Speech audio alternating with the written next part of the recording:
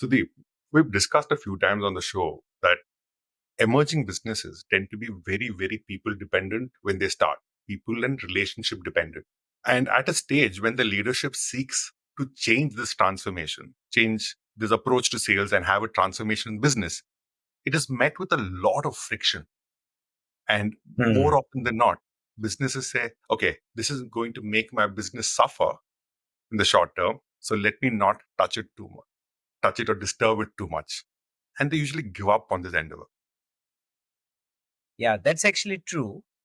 And, the need for transformation does not come just because the leader wants to transform. It comes because the business has to now operate in a different orbit. So, therefore, there is something that will have to change. Same Right. inputs will not give you different outputs. And hence, we've seen a lot of retail businesses trying to do, sell more scientifically by doing retail classification, relooking at their product portfolio, introduction of completely new product lines, uh, moving from online to offline, doing direct expansion, reducing dependence on wholesale, etc., etc. Right. And failing to do this is why most businesses get stuck in what I call the long chew. Correct. Yeah. They become push sale dependent and they struggle to get out of this phase, which they ideally should, to move into the acceleration phase of the business. But most businesses, because they can't manage this transformation, get stuck in this long chew. Not just to accelerate, even to thrive in the long term, a transformation from people dependent and relationship dependent business must transform into a system driven business. That is true. Now, before you scare the businesses too much, let me also say that the good news, and this is a belief that I think both of us share, that Right. if you transform this well, it is doable. And Absolutely. hence, businesses don't need to lose hope. And the first thing that usually gets transformed is your sales function. For you to be able to transform your sales function, it can happen also without any significant loss of sales. So that's the good news. Right. Uh, but the bad news is that because you have to transform the sales function, you can't start with the sales function. It has to start with you. Exactly. So I call it the 5 C's of sales transformation. Nice. Nice. Okay. So why don't we, understand 5 C's, and Okay. let's take the example of a business which is currently very wholesale dependent. So they have Perfect. indirect distribution, and that's how they are operating. Now they need to get to direct distribution. So what are the five Yes. C's, Sharon? Perfect. The first one is clarify. Hmm. The leadership, the business owner, the entrepreneur needs to be extremely clear on why they want this transformation. What is the benefit they're going to get out of doing this transformation? And it's not just them. The entire leadership team must be sure on saying what will happen to the company if we did not do this specific transformation. Like you said about wholesale dependent business trying to expand their retail reach. What happens to the company if this doesn't happen? Yeah. This clarity has to start with the leadership team. You can't go start it, like you said, can't go start with the sales team saying, build retail distribution. Correct. Correct. And I think therefore, when you say clarify, you mean explain the why. Yeah. Exactly. It is about the why. Is it about the why? So, which is what Simon Sinek also says in his video. People do things because of the why, not because of the what.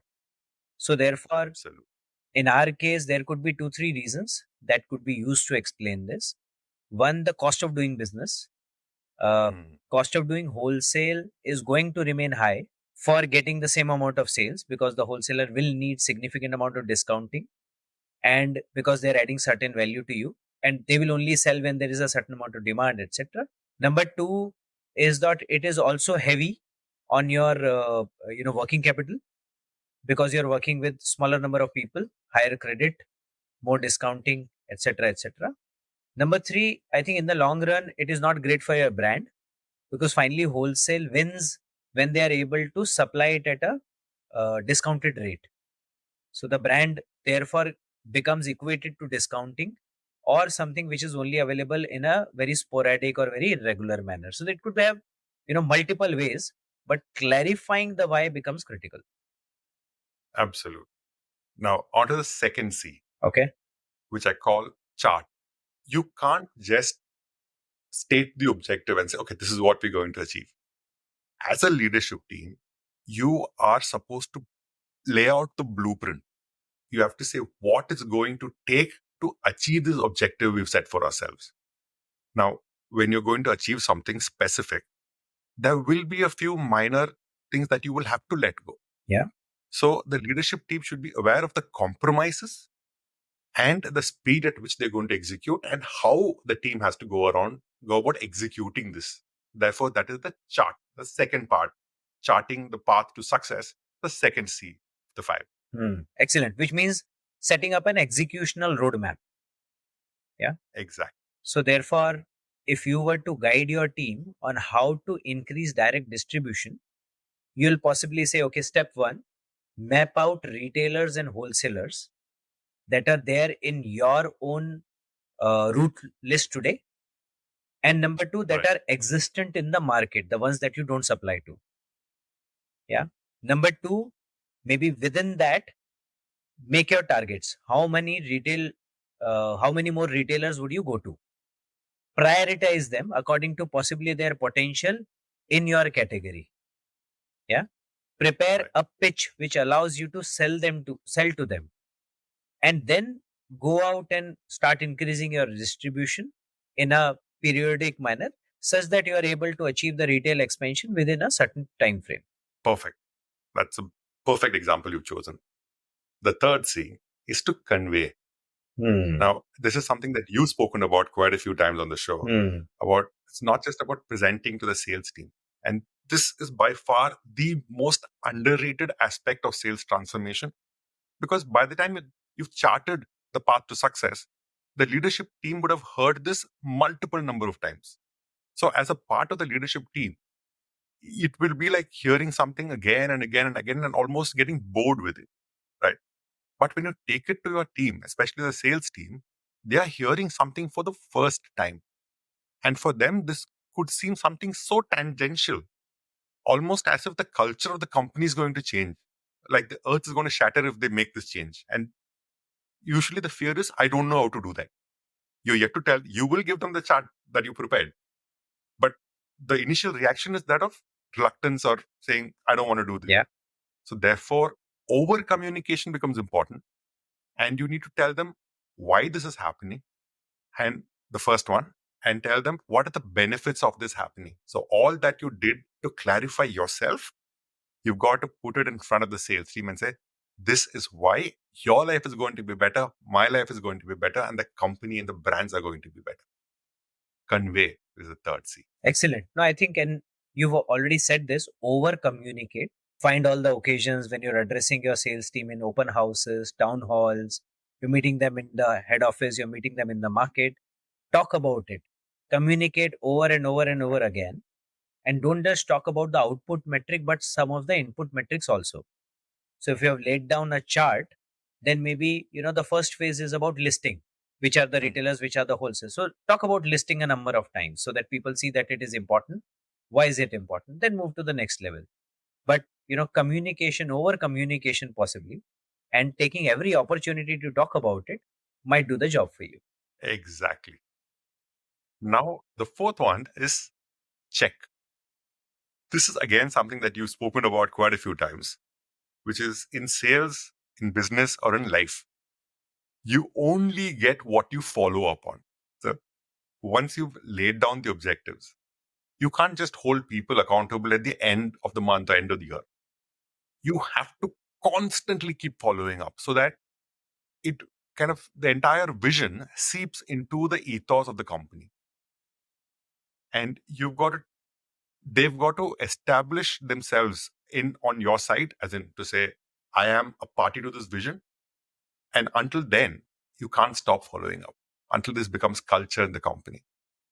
Repeated questions, repeated follow up, repeated checks, repeated reviews is the only way to get this done. And what happens is you set these objectives instead of calling up the sales team and saying, number kya hua hai at the end of the month. If you can follow up and saying how many retail outlets have you opened, that will make the difference when you have to get into the check phase. Yeah, I love this. And I like to use the phrase measure what you treasure.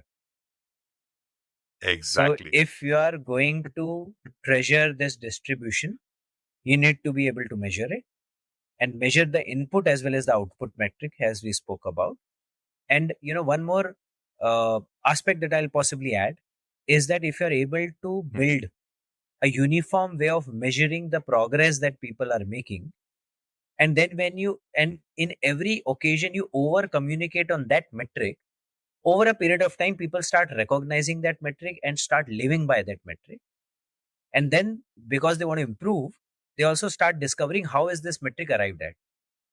And therefore you Right. get your team on that adrenaline dose to improve that metric every time they meet you or every time they face you, and thereby they become a part of the same vision mission, and therefore respond to your repeated flashing of that metric, repeated reviews, repeated checking. Right. I think that leads on perfectly to the fifth C, which is I call the carrot. The sales teams respond brilliantly to carrot because that's what they're Hmm. attuned to. A carrot meaning Yeah. incentive. So this is where the company's got to walk the talk. The sales leaders have to walk the talk and say, I've given you this objective, and that is what I'm going to tailor your incentives around. Don't take away your volume value targets completely, but there is a weightage you can start giving to the new objective that you set so that it is not okay to drop value and number, but it is common sense. It will drop a little. It's not going to drop at the beginning. But the moment they know what they are being incentivized on, and that is in line with the transformation objective, then they start following the bread.